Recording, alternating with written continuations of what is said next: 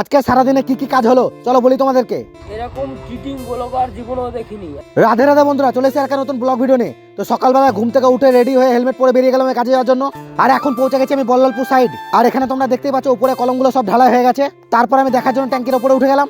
আর এদিকে দেখো কলমগুলো ঢালাই পুরো হয়ে গেছে, আর এখনো শাটারিং খুলিনি। এদিকে বিমের কাজ করবে বলে এখন বাঁশ বাঁধতে শুরু করে দিয়েছে, আবার মাচান করছে উপরে। তোমরা দেখতেই পাচ্ছ মিস্ত্রিরা কিভাবে বাঁশ বাঁধছে কত রিস্ক নিয়ে। আর পিছন দিকে এসে দেখি এদিক দিয়ে বাঁশ তুলে দিচ্ছে উপরে বাঁধার জন্য। ওরা কাজ করুক, এখন চলে যাবে অন্য সাইডে। এখন চলে এসে আমি ফারাক্কা জল ট্যাঙ্কিতে। আর কাজের চাপটা একটু কম আছে, তাই দেখতে পাচ্ছ সবাই এখানে বসে আছে। আর এটা হচ্ছে আমাদের জলের প্ল্যান্ট। আর এখানে অসীম ট্রাক্টরে মাটি লোড দিচ্ছে, আর এই মাটিগুলো যাবে ঢালাই সাইডে রাস্তার ধারে দেওয়ার জন্য। আর এদিকে ট্রাক্টরটা লোড হয়ে বেরিয়ে গেল। তারপর ভিডিও করা দেখে অসীম আমাকে ডাকলো কিছু বলার জন্য।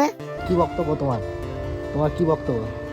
এরকম চিটিং ব্লগার জীবনেও দেখিনি। আমাদেরই ভিডিও বানিয়েছে, আমাদেরই ভিডিও বানিয়ে ফেসবুকে আপলোড করছে, আবার পয়সা করছে, কনভিনিয়েন্ট টুকুনে ভিউজ কামাচ্ছে। তার সব আমরা যদি বলছি একটা চকলেট খাওয়া, সেই চকলেটগুলো খাওয়া।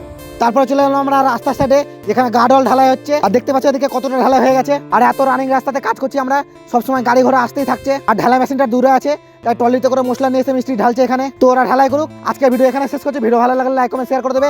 দেখা হবে অন্য আর একটা ভিডিও। টাটা।